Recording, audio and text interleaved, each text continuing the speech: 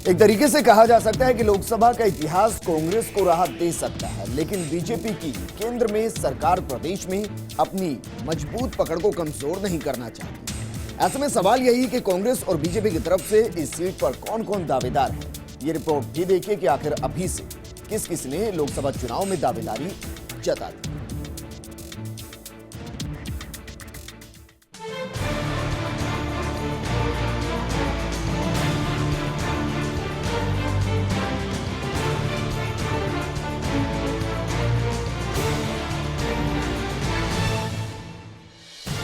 इस सीट का इतिहास जितना शानदार है उससे कहीं ज्यादा शानदार इस बार रहने वाला है, क्योंकि एक तरफ विधानसभा के चुनाव में स्थिति का पूरे तरीके से विपरीत होना और दूसरी तरफ मानवेंद्र का ये कहना कि वो बाड़मेर से चुनाव लड़ने के लिए तैयार है, बस पार्टी के फैसले का इंतजार है।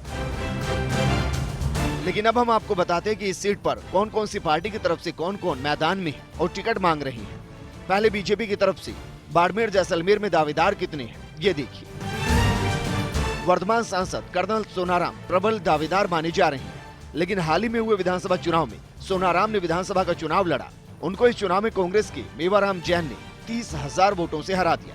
इसकी वजह से लोकसभा में टिकट देने से पहले बीजेपी मंथन करेगी। वहीं इसके अलावा भी बीजेपी में लोकसभा चुनाव के लिए कई नेताओं की दावेदारी दिखाई दे रही है। इनमें पायतू से पूर्व विधायक कैलाश चौधरी का नाम भी चर्चाओं में है। कैलाश चौधरी किसान मोर्चा के प्रदेश अध्यक्ष हैं।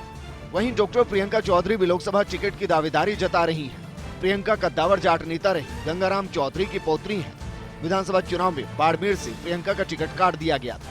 देखिए, मेरे को राजनीति में आए हुए 10 साल हुए हैं और मैंने पिछला विधानसभा चुनाव लड़ा था, और ये जो विधानसभा चुनाव है इसमें पार्टी ने टिकट नहीं दिया, पार्टी का कुछ और निर्णय था। तो मैं हमेशा पार्टी के कार्यकर्ता के नाते पार्टी के लिए काम करती रहूँगी और जो भी पार्टी का निर्देश होगा, जो भी उनका आदेश होगा, उनकी पालना करूंगी। इसके अलावा भी कई नेता हैं जो बीजेपी की तरफ से चुनावी मैदान में उतरने की तैयारी कर रहे हैं और टिकट की दौड़ में अपनी अपनी दावेदारी जता रही हैं। युवा नेता और समाजसेवी पीयूष डोसी दावेदारी जता रहे हैं। पोखरण से चुनाव लड़ने वाले महंत प्रताप पुरी भी दावेदारी जता रहे हैं। वहीं दूसरी तरफ कांग्रेस पार्टी के संभावित दावेदारों की बात करें तो कांग्रेस में भी कई नेता हैं जो अपनी दावेदारी जता रहे हैं और बाड़मेर जैसलमेर पर नजर बनाए हुए हैं। कांग्रेस की तरफ से कौन कौन दावेदार है ये भी देखिए। कर्नल मानवेंद्र सिंह टिकट की दावेदारी में सबसे आगे हैं।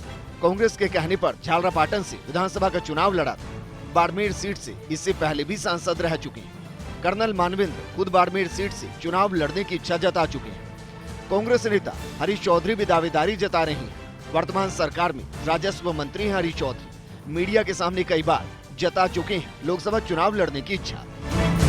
यहाँ तक कि राजस्व मंत्री ने पिछले दिनों प्रेस वार्ता में कहा था कि अगर पार्टी लोकसभा चुनाव की टिकट देती है तो वो लड़ने के लिए तैयार है। लोकसभा चुनाव की तैयारी कांग्रेस पार्टी ने कर चुके हैं। मैं दौसा का प्रभारी हूँ। दौसा के अंदर भी हम लोगों ने संगठन के तमाम पदाधिकारी और आमजन से राय लेना शुरू।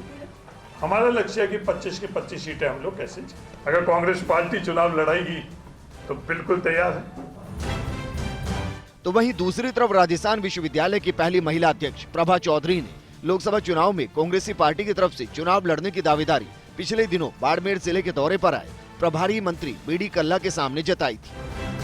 मैंने उनके सामने यही बाड़मेर जैसलमेर लोकसभा के लिए अपनी दावेदारी पेश की है उनके सामने। बिल्कुल सक्रिय राजनीति में बिल्कुल रहूंगी। मैं तो कांग्रेस के कार्यकर्ता के रूप में काम करती हूँ और यहाँ की कई समस्याएं, पानी की है, महिलाओं की है, पढ़ाई, शिक्षा, ये सब कई समस्याएं, उनके ऊपर बिल्कुल मैं काम करूंगी अगर मुझे मौका मिलता है। इतना ही नहीं, वरिष्ठ जाट नेता हेमाराम चौधरी का नाम भी लोकसभा चुनाव में संभावित प्रत्याशियों में चल रहा है, क्योंकि हेमाराम चौधरी को अशोक गहलोत की वर्तमान सरकार में किसी तरह का बड़ा पद नहीं दिया गया, जिससे वो खुद की सरकार से नाराज बताए जा रहे हैं। इसलिए कयास लगाए जा रहे हैं कि हेमाराम चौधरी को बाड़मेर जैसलमेर सीट से चुनावी मैदान में उतारा जा सकता है। अब देखना होगा कि दोनों ही दल किसे चुनावी दंगल में उतारते हैं। बाड़मेर से पप्पू कुमार ब्रिजवाल की रिपोर्ट, फर्स्ट इंडिया न्यूज।